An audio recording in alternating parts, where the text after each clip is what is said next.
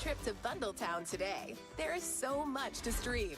Drop in on Disney Plus to see all your favorites. And some unexpected surprises. Head to Hulu to watch the latest hits, movies, and originals. And pop by ESPN Plus to catch a game, an original, and the 30 for 30 library. Looking for your next streaming destination? Come to Bundletown. Get the Disney bundle today, only $13.99 a month. Includes Hulu ad-supported plan. Access content from each service separately. And select ESPN Plus content via Hulu. Terms apply.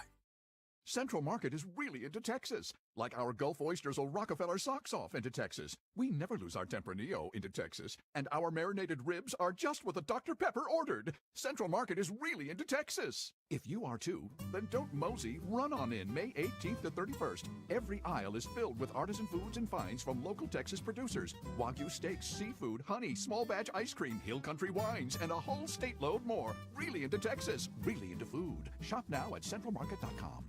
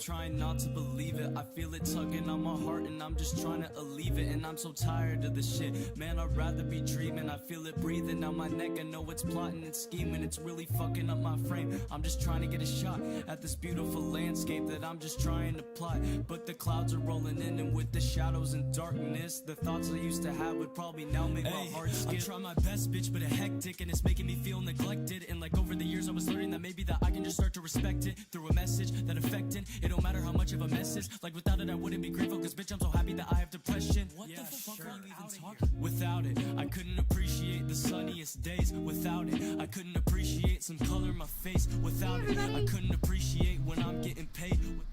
Happy Freeform Friday, or Shaped Assemblage Ring continued. Yes, today I'm going to try to actually finish the Inspired by Corvus ring. That is...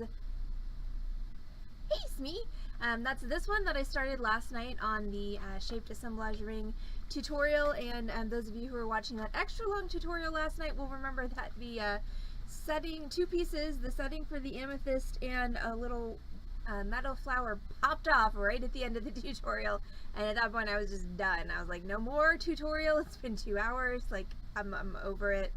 So we're going to try and finish this fun ring tonight. So for anybody who needs catching up, what I've done so far on the project is, our exposure on the camera was working better yesterday, but what I've done so far is I actually cut my ring from sheet metal using a template, which I then threw away, so I can't show you what it looked like, but it looks kind of like in a really pointy hourglassy sort of shape. I'm sorry, I'm not happy with the lighting that auto exposure is giving me.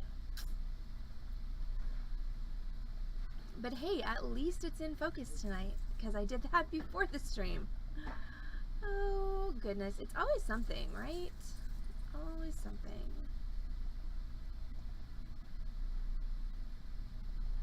There, I like that a little bit better. Okay, so I cut my ring from sheet metal. So when you're making a ring this shape and cutting it from sheet metal, your template is going to look kind of like this. So it's more like a bow tie than an hourglass, actually.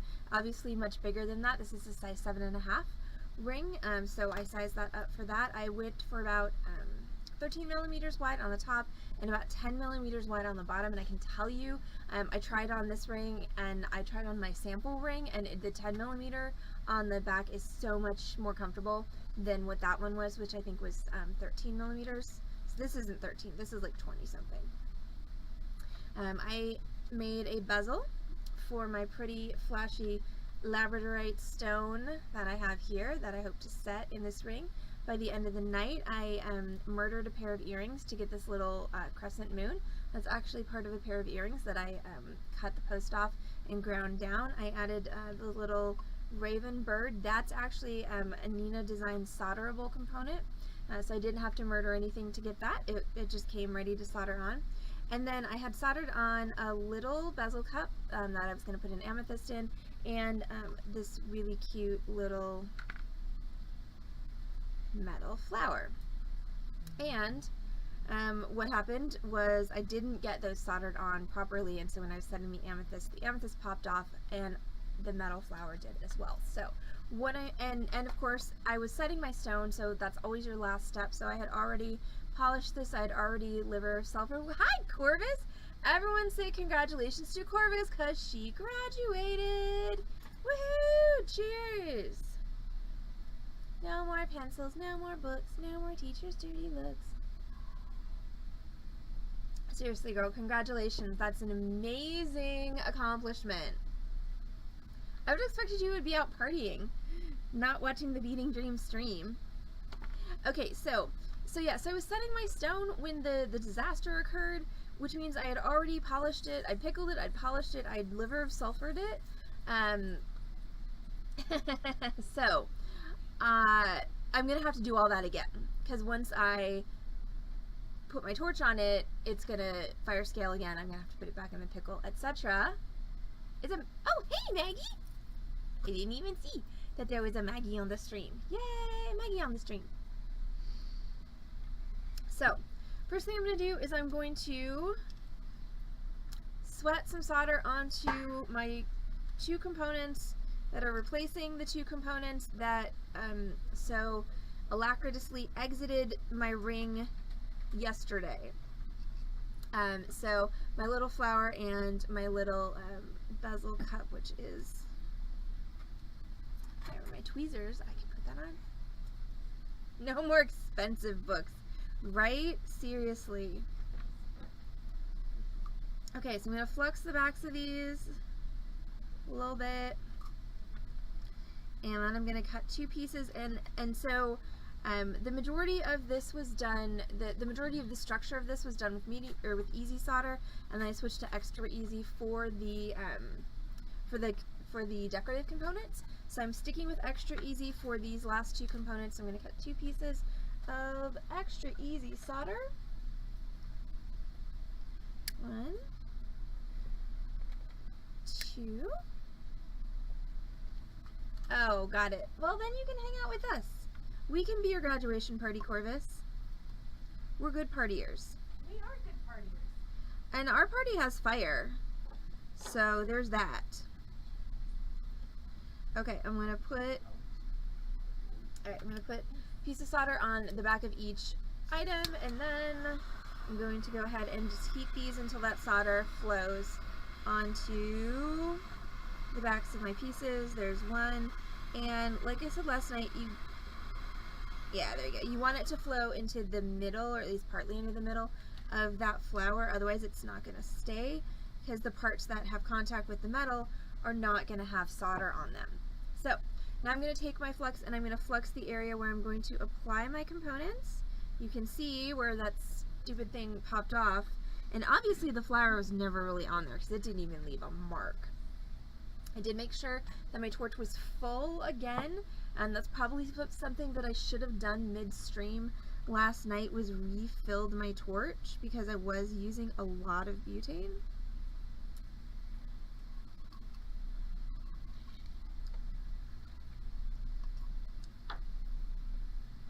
I think I'm going to do these one at a time. One at a time sounds like a good plan. So first thing I'm going to do is I'm going to solder my setting on. And so that is going to so I'm going to have to heat the whole ring. Destroy all of the patina work that I did. Yep, there it all goes, evaporating under the torch. Bummer. These things happen. I have to heat the whole thing because, of course, my metal is a heat sink. So I need to make sure that it's not pulling so much heat away from my joint that my solder won't float. And then I want to concentrate my flame on that little setting until the solder that's already on the bottom of it melts and flows and bonds my setting to my ring. You can tell you're getting close when you see the flux kind of liquefy. This is a big chunk of metal though. There we go. Okay, so it kind of settled down. I don't know if you could see it on stream, but it kind of moved and settled out, so it should be on there now. You better be on there or else, is all I have to say about that. And I'm going to tilt my ring a little bit more so I can get my flower on. My flower is going to go right there in honor of Corvus's Mama's Garden. And then we're going to do the same thing. So we're going to, and the ring's still hot, thankfully, so it shouldn't take as long.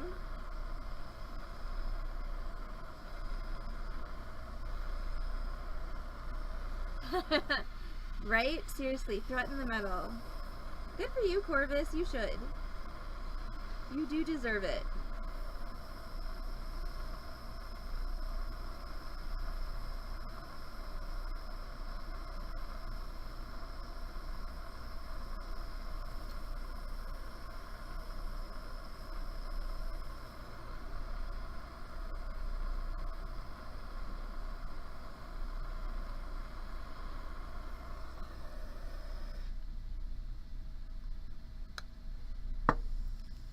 Unclear as to whether that's actually on there or not. I think it is. Okay, so into the pickle it goes. And after it gets out of the pickle, I'm going to test the bejesus out of every one of those things that I just put on there. And if they appear to be cooperative, then we will actually set our stones, and then Corvus's graduation ring will be done. So what kind of flowers are you going to murder tomorrow, Corvus? My garden did not come back as well this year as I would have liked. There are things, it's only my second spring here in the house I live in now, and so it's interesting, things that I think of as perennials in Wisconsin are not perennials here because the ground doesn't get cold enough for them to actually go dormant. So next year will be better. There will be more flowers in my garden next year because now I know kind of what to expect and how to manage that. So my ring right now is in the pickle. That means it's cleaning all of the fire scale and nasty crap off of it, which it has done. Oh, you. See? Told you. Oh, no. You know what? Hey, I found the flower from yesterday. It was in the pickle. So, yeah, that was in the pickle. And I'm like, dang it, the flower came off again. Nope. Nope. Still there. That's yesterday's flower. So the flower was never actually, or was not actually on there, apparently, when I went to set the amethyst, and I just did not notice. So let's go ahead and really give this a test.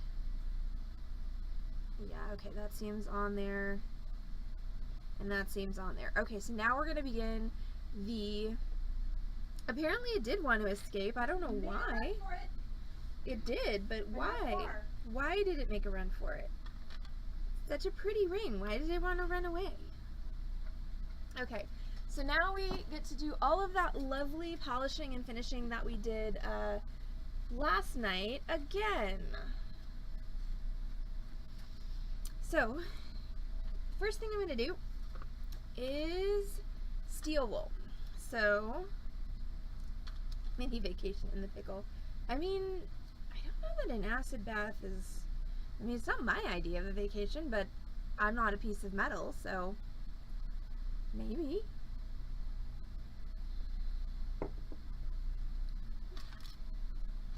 Okay, so now that it's come out of the pickle, it's once again got pickle white all over it, which is just fine silver that needs to be buffed. Even though I'm going to oxidize this, I still want to buff it because it doesn't oxidize the same if it hasn't been polished first. So I'm just going to steel wool and buff all of that up to a nice kind of satiny shine.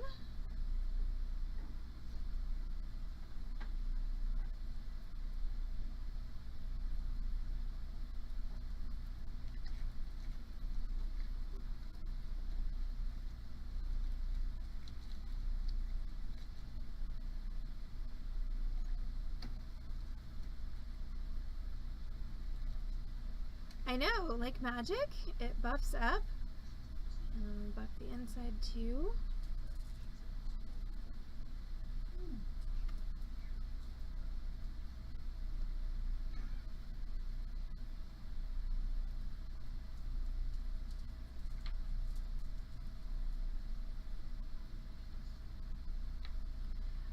Okay, so there is our ring all buffed up with steel wool. Now I'm going to go mix up some liver of sulfur, and I'm actually going to do the liver of sulfur process on stream tonight because I thought y'all might want to see it. So I just need to go mix it up, and I will be right back.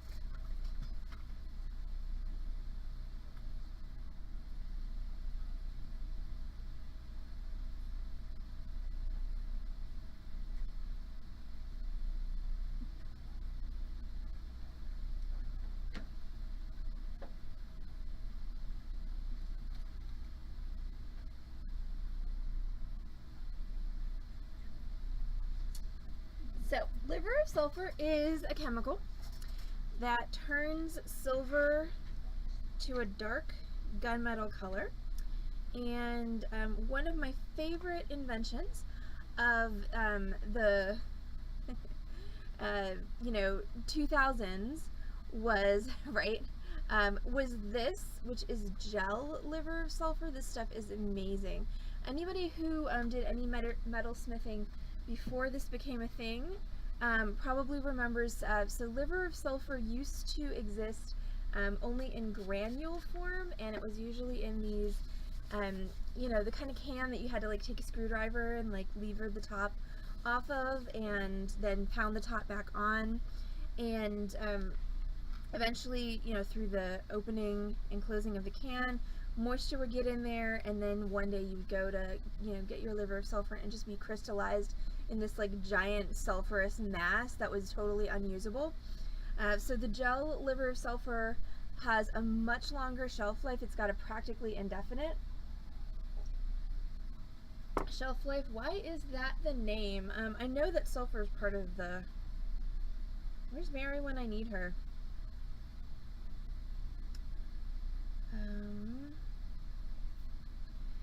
It's got something to do with the actual name of the chemical itself. It's something sulfur something. I'll look it up in a minute. In the meantime, here we go. So you take the gel, you mix it with a couple drops of the gel with hot water, and you get this lovely, delightfully colored yellow solution. And the reason that I can't mix it up before stream is because it goes inert fairly quickly when it starts to cool down. So it's not something that you can save in solution and use again. You've got to, I know, right? It does smell like demon. You've got to mix a fresh batch every time. Let's see, what is liver of sulfur?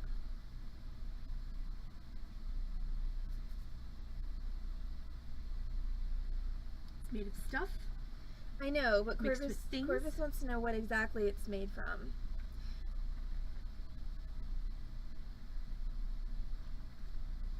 Are you Googling or do I need to? I Googled potassium sulfide. I thought it had something with potassium. That So makes there me you go. happy that I remembered. It sounds like it has some weird liquids in it. No, it does not have any liver juices in it, Corvus. Oh dear. Okay, so I'm going to drop the ring in there, and it's going to happen pretty quickly. That it's going to turn from silver, it's going to go through a variety of different colors until it winds up as gunmetal. So this is something that a lot of people... So this is something that you can use as a metalsmith, but it takes a lot of finesse, and I'm going to admit that I don't always have the finesse, but see how right now it's not actually gunmetal? It has almost like a rainbow color. So there are metalsmiths out there who are skilled enough that they can actually control that, and they can get really cool colors on their metal. I'm not that good, so I usually just go straight to gunmetal, but whenever somebody says, well, can't you just dip it in the liver of sulfur a little bit, because they don't want it to be completely gunmetal, it's like, well, that's not really the way that it works. Because if you just dip it in the liver of sulfur a little bit, it turns actually a golden color. Usually the progression is gold, and then kind of oranges, and then purples, blues, purples, and then black. But like any patina, if you want it to stay, you have to seal it. So it's not going to just stay this way. But here we go. There's the ring now completely in the gunmetal state. And I'm just going to go rinse it off. So once again, the Ghost of Beading Dreams can take over for just a second while I go dump out the demons and rinse off the ring.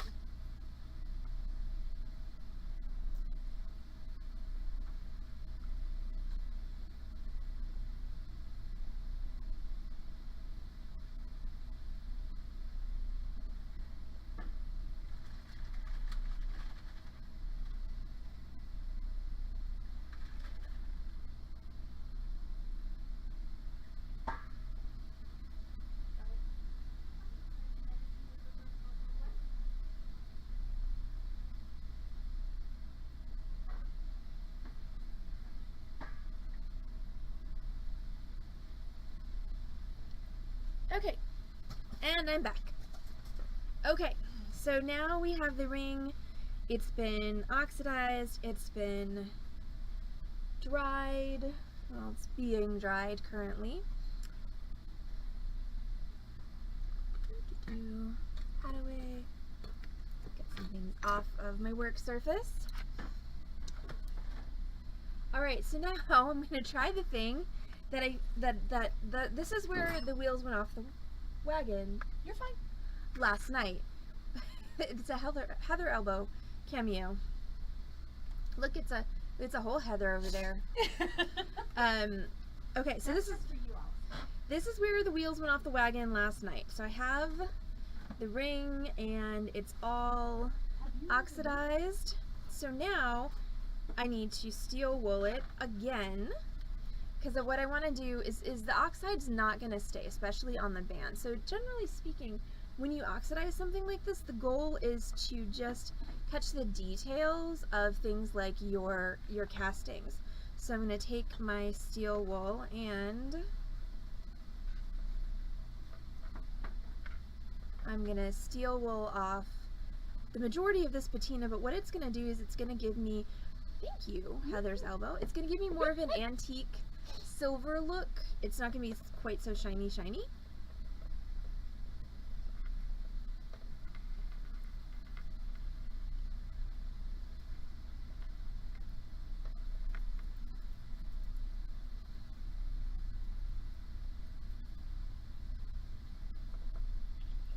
you want the rest or should You take it. And I specifically want to hit like the highlights of these castings to see how that brings that detail back out. And the same with my raven.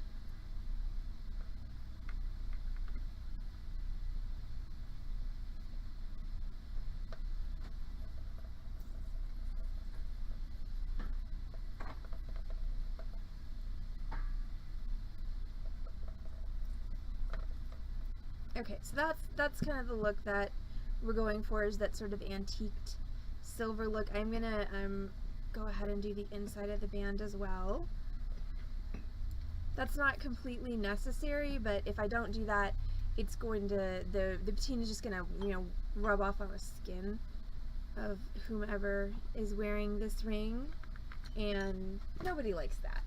And then if I want to add a little bit of extra bling, I can take a polishing pad and I can just hit those highlights one more time with that. And what that's going to do is that's going to give a really nice shiny effect. You can see it shines up really nicely.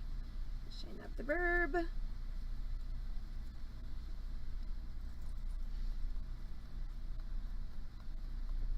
Shine up my flower. Okay, so there we go. So there's our ring, oxidized and polished. Sorry, now I'm just being anal retentive about my polishing, so bear with me for a minute.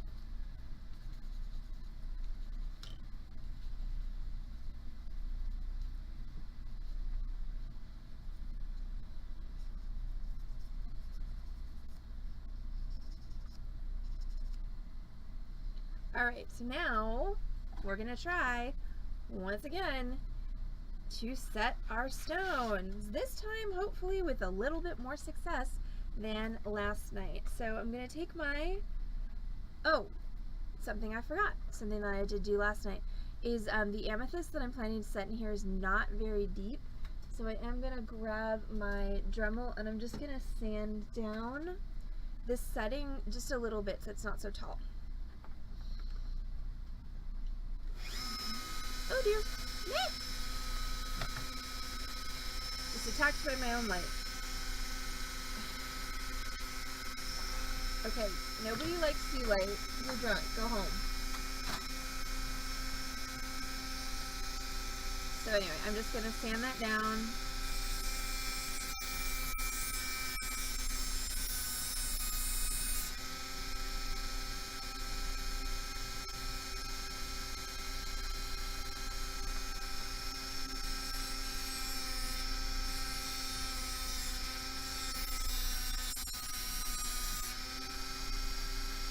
And the reason for the sanding down is just so that my bezel's not gonna cover too much of my stone. Okay, so now let's go ahead and put that amethyst in there. Make sure it goes in with the rounded side up.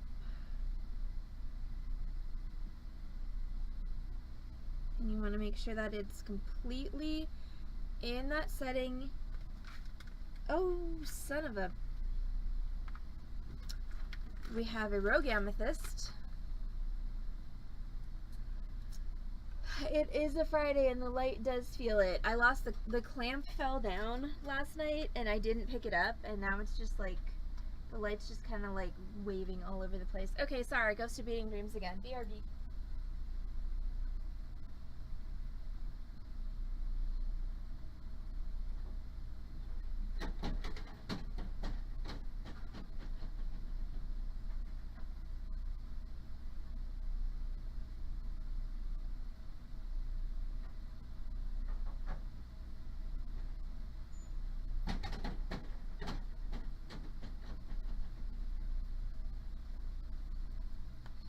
Alright, so I have 3 amethysts now, so here's hoping that I can actually, you know, hold on to one of them, because that'd be cool.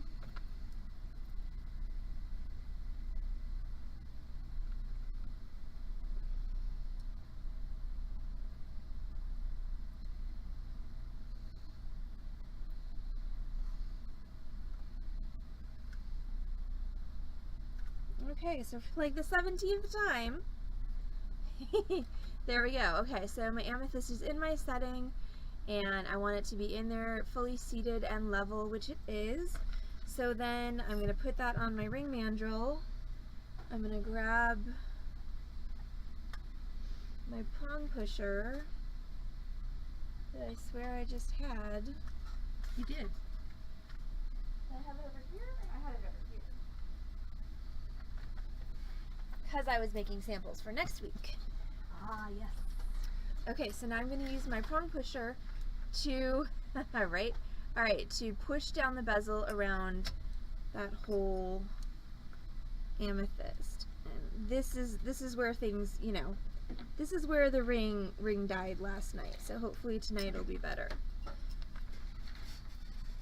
So what you want to do is you're just laying down the bezel around that stone, meaning that I'm taking my bezel walls, which are straight, and I'm just going to curve them over the stone so that they actually hold my stone in place.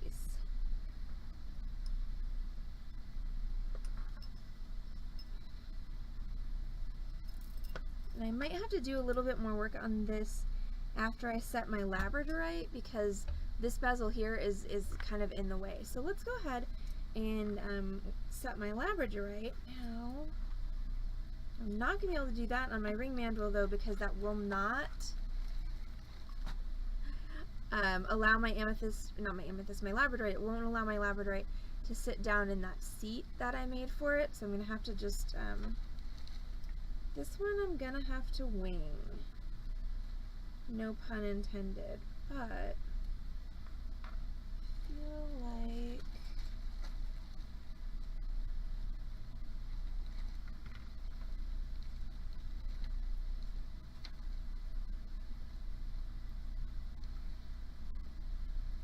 well, first of all, must make sure the pretty side is up.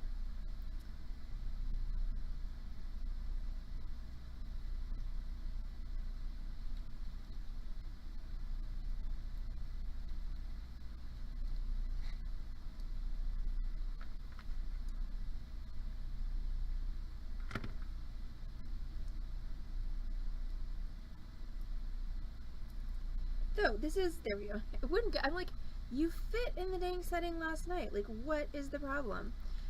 So, I mean, this labradorite really doesn't have an ugly side, but this is the prettier side.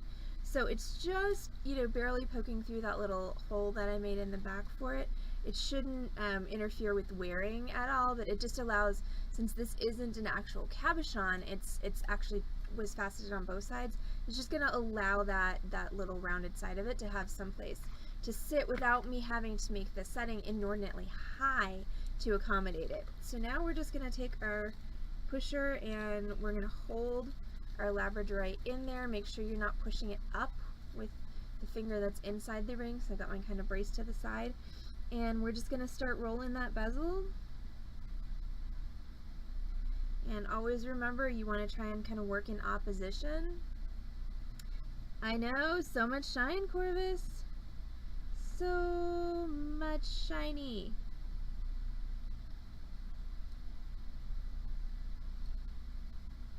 Now, normally you would want to do this with some kind of a clamp or a holder. Unfortunately, my ring clamps don't work very well with bands this wide. There are specialty clamps and I've been seeing them on YouTube, and I want to get me one that real jewelers use to do things like this, but I don't have one right now. Which is why we're just freehanding it.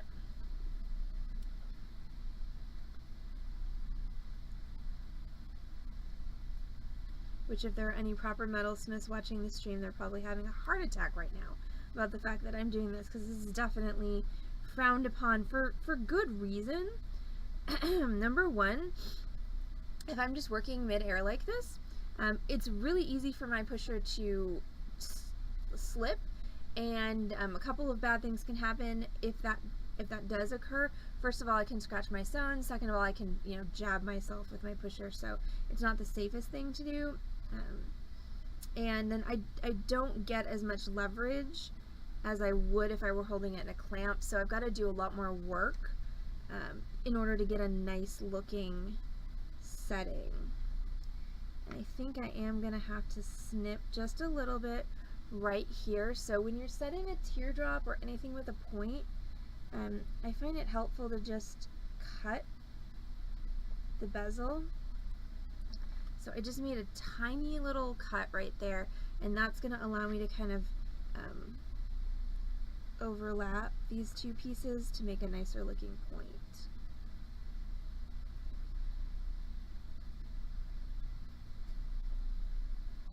Because otherwise it has a tendency to kind of crumple in on itself and not look very attractive.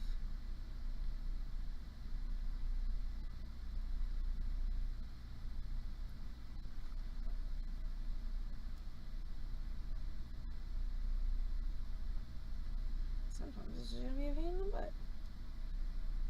Come on now.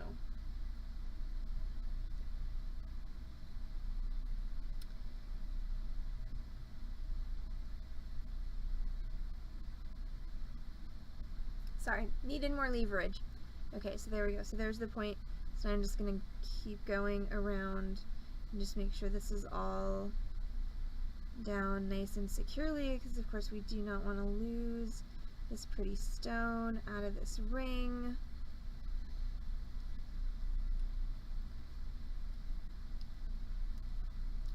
Ooh, Alexandrite. Yeah, Corvus. You do not have inexpensive taste, woman. Corvus definitely has the champagne taste. But Alexandrite is really cool. Okay, and then let me go back to my amethyst for a minute. And now that this is out of the way, I can get in there and I can do a little bit more work on that to get that all set.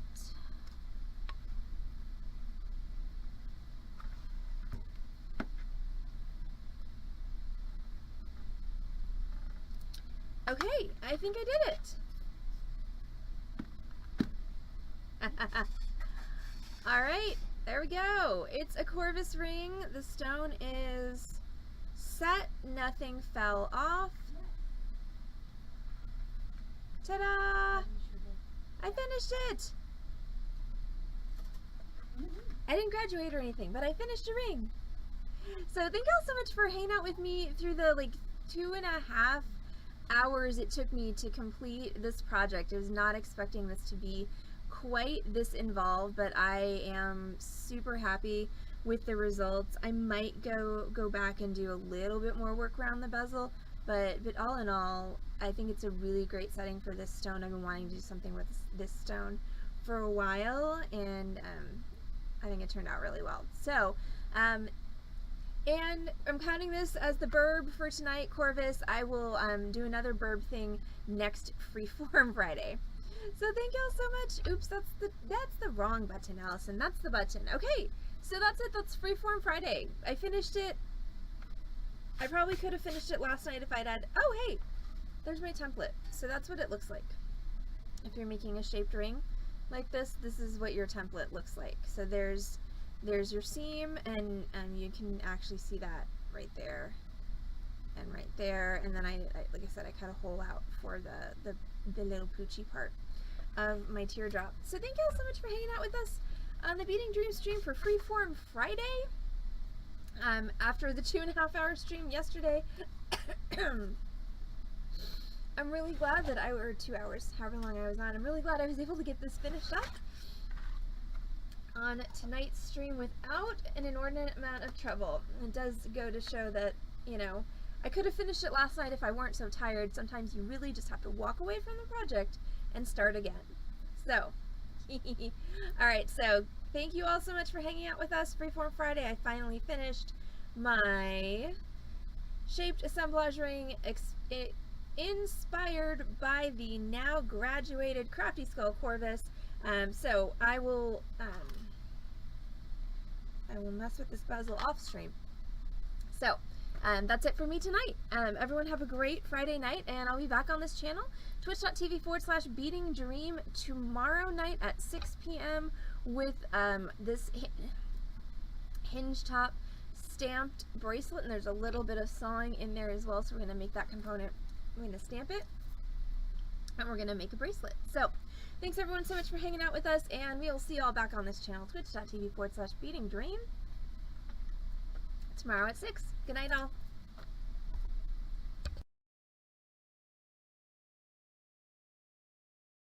Without it, I wouldn't know just how to deal with the pain. When I come on by, did you miss me? You just try your best to erase me. When I come on by, did I make it worse? When I come on by, did you miss me? You just try your best to erase me. When I come on by, do I make you hurt? Ride by nighttime, nightlight. I ain't got no Wi-Fi. Fly high, bye bye. I'm just gonna ride by nighttime, nightlight. I ain't got no Wi-Fi. Fly high, bye bye. I'm just gonna